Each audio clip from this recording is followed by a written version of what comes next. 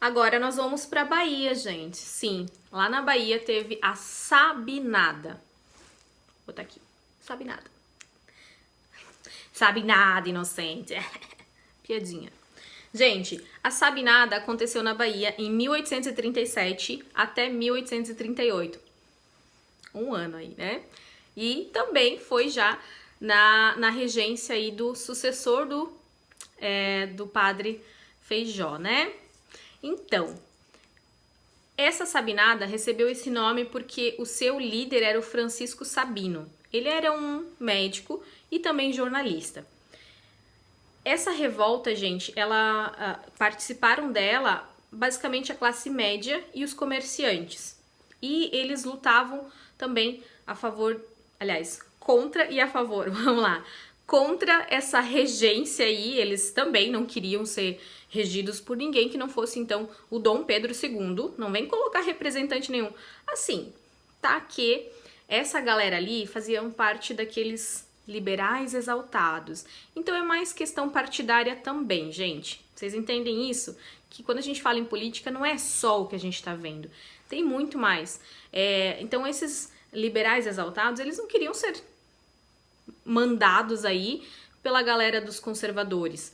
Então, eles eram contra isso. Basicamente, também eles queriam se tornar independentes. Eles queriam, a gente quer virar o país Bahia, tá? E aí depois, quando Dom Pedro II assumir o seu trono devidamente, daí a gente volta, né? Vamos ser governados pelo rei ou por ninguém. Então, eles eram contra essa regência. E também, eles eram contra... aliás, eu falei que eles eram contra e a favor. Eles eram contra as duas... Eles eram contra também ao alistamento obrigatório, gente. Eles não queriam ser alistados, né? Não queriam fazer parte do exército aí e tudo mais. Então, eles eram contra o alistamento obrigatório. E também eram contra a regência. Então, eles eram a favor do quê? Vamos lá. Eles eram a favor da Bahia ser independente. Olha aí, ó. Não tô tão errada assim. Desculpa, gente. Depois de gravar tantos vídeos, eu fico também meio confusa.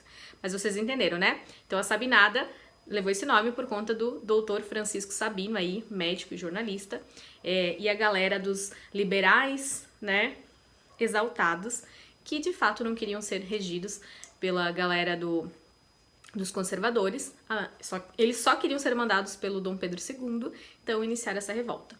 E aí, ela começou em 1837 e acabou em 1838. Também foi violentamente reprimido. Lógico que, né, gente, não foram todos mortos, assim como aconteceram com o pessoal, né, os escravos e tudo mais. Quando a gente fala em classe média, já é outro tratamento. E vocês vão ver que tiveram aí outras revoltas que, na verdade, nem mortes, assim, né, nesse grande volume aí, tiveram, tá? Então, assim, quanto mais rico, mais diplomacia, né? Quanto mais pobre, taca porrada e mata todo mundo. É isso aí. Agora nós vamos ver sobre a balaiada, gente. A balaiada aconteceu no Maranhão. Peraí, balaiada aqui. Não podia botar essa mão aqui, né? Tem um pouquinho de dificuldade. Sou melhor com essa. A balaiada, gente, aconteceu no Maranhão. E ela teve a duração aí de 1837 a 1841, tá? E por que eu tô frisando 1841? Porque é muito importante isso aí, tá? Porque em 1841... Peraí. Tá, já vou chegar nessa parte. Não começa a embolar, né? Como diria meu amigo, ter uma amiga disléxica é horrível. Ter uma professora assim não é fácil também. Então vamos lá, foco. Aconteceu lá no Maranhão a balaiada em 1837 e foi até 1841, ok? Ele recebeu esse nome por conta do seu principal líder. Sim, ele era um artesão aí que fabricava balaios. Esse artesão se chamava Francisco dos Anjos e, na verdade, ele foi o principal líder. E, assim, gente, a história, ela nunca... Na verdade, nunca não. Assim, a história, ela não é uma coisa muito bonita, sabe? Hoje, se a gente for olhar as coisas que acontecem, já não é muito bacana. Então, assim, quando a gente vê algumas situações na nossa história, a gente vê que também aconteciam muitas atrocidades naquela época. Esse cara, ele teve a filha dele estuprada por militares.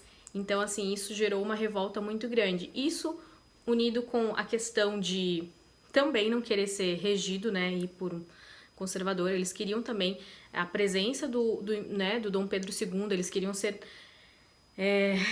eles só queriam servir a ele, eles não queriam um regente lá, não. Então, né, a mesma coisa do líder, né? Ou é a professora ou não vamos ceder para um aluno, não. Mesma coisa eles ali. Então, a revolta deles também tinha isso, mas também tinha essa questão pessoal, esse tratamento ali, né, que eles recebiam. Tiveram muitos escravos que participaram dessa revolta, tá? Inclusive, eu acho que foram mais de 3.000 escravos que lutaram com eles. Eles seguiam um dos outros líderes, né? Porque essa revolta tiveram 3 líderes e esse líder era o Negro Cosme, tá? Então, assim, a gente pode dizer que participaram dessa revolta os artesãos, os camponeses e os escravos, tá? O Negro Cosme liderou cerca de 3.000 escravos, né, nessa revolta aí contra essa regência aí, né, dos conservadores, contra esse tratamento que eles recebiam. Quando a gente fala, gente, em autonomia e em querer a autonomia, é porque a gente tá falando em muitos impostos. Então eles não queriam mais isso. Eles tinham essa sensação de que, poxa, tudo que a gente faz, toda a nossa riqueza, todo o nosso lucro, a gente tem que enviar, sabe, pra coroa, enviar, sabe, pra um regente, enviar, sabe? Então, assim, tinha muito essa questão também econômica. E também tem mais um detalhe, gente, todas as revoltas que tinham escravos participando, é óbvio que eles também queriam a liberdade deles. Então essa revolta também, eles queriam muito a liberdade dos escravos, tá? Queriam acabar com a escravidão. Aí uma curiosidade muito importante é que, eu já falei, né, do Negro Cosme, que liderou os escravos ali nessa revolta. Também já falei do Francisco dos Anjos, que foi, né, o principal líder. E agora eu vou falar do Raimundo Chagas. Sim, ele também era um líder. E, assim, na verdade, esse cara traiu o movimento. Deixa eu contar pra vocês.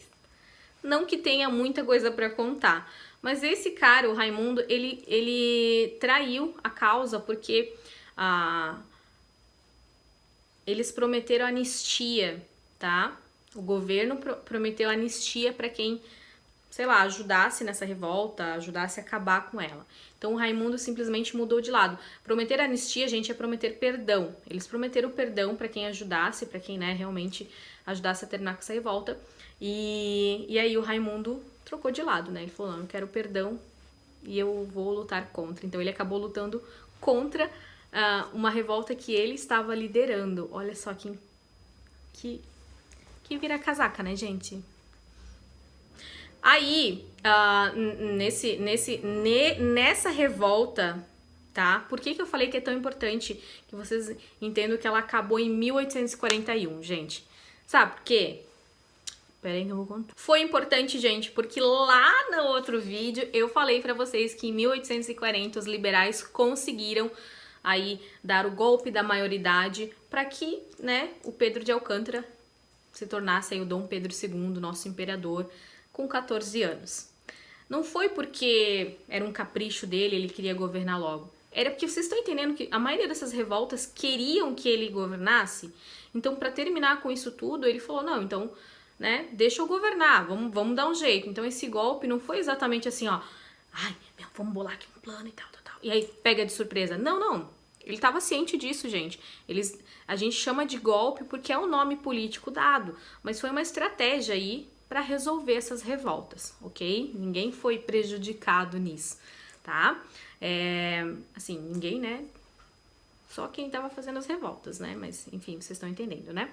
E aí, por que foi importante? Porque, então, em 1841, o Brasil já estava sendo governado pelo Dom Pedro II.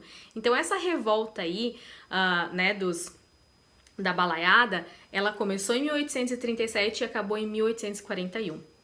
E aí, gente, assim, o Dom Pedro II, a gente vai ver aí no segundo reinado, ele era muito diferente do pai dele. Ele foi criado, ele nasceu para governar, ele foi criado para isso. Ele foi educado. Então, assim, vocês vão ver que ele era um cara formidável, ele era muito inteligente, tá? E aí, uma das primeiras coisas que ele fez foi colocar ali um comandante, né, na sua guarda nacional. E esse cara foi responsável por acabar com essas revoltas.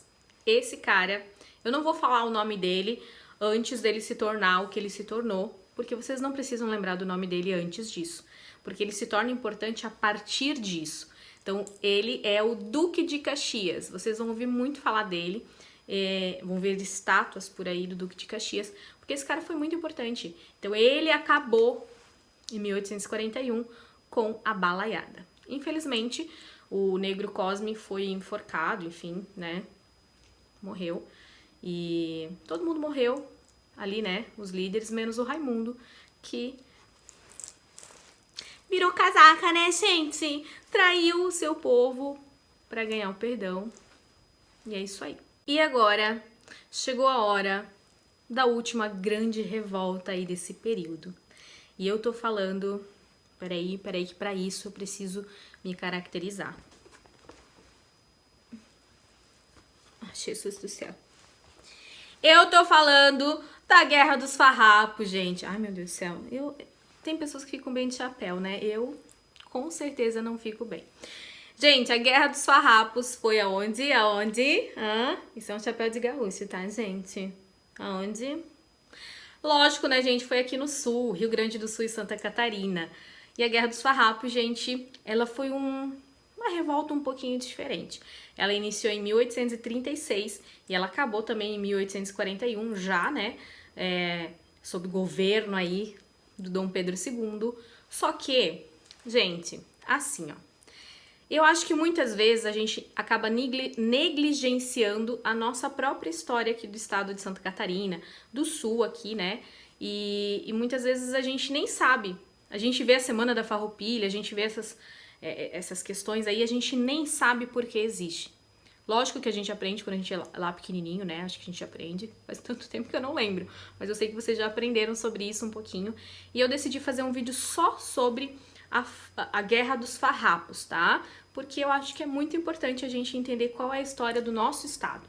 Por mais que passou mais no Rio Grande do Sul, mas Santa Catarina participou efetivamente dessa revolta, então é muito importante. Muito importante que vocês conheçam personagens como Anita Garibaldi, Giuseppe Garibaldi, tá? É muito importante. Então, esse chapéu aqui vai aparecer muito no próximo vídeo.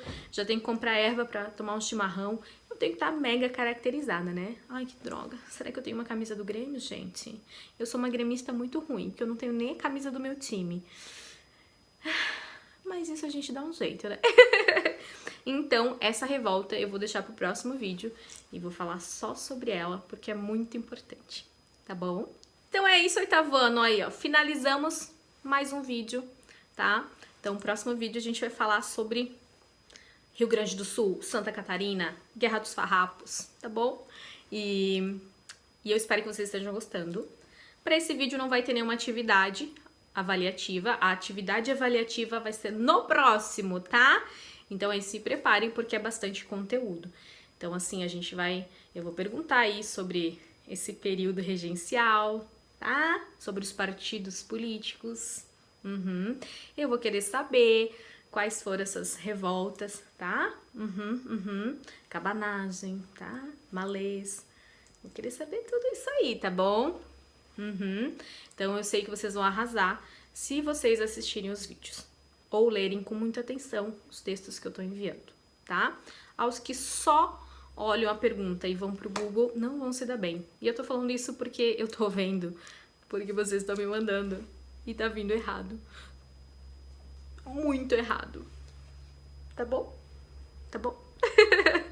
Então é isso, gente. Se esforcem. Eu sei que não tá fácil, tá? Ter que conciliar estudos com não fazer nada. Ou então fazer as tarefas de casa, enfim, ajudar em casa. Eu sei que é muito mais divertido você ver uma série do que você estudar. Eu sei. Eu também acho. Só que a diferença é que eu também sei que é importante. E quando a gente sabe a importância, a gente abre mão de algumas coisas que são mais prazerosas pra gente, pra realmente cumprir o que a gente tem que fazer, tá bom? Então, ótima semana pra vocês, bons estudos e até o próximo vídeo. Qualquer dúvida me mandem um WhatsApp, um e-mail, qualquer coisa. Pra mostrar que vocês fizeram é aquele esquema. Manda um e-mail, manda uma foto, manda no WhatsApp, comenta no vídeo se tiver habilitado, né? Porque eu consigo desabilitar os comentários sem querer, querendo, de alguma forma inexplicável. Então eu vou tentar não bloquear isso, tá bom? Beijo, gente. Se cuidem.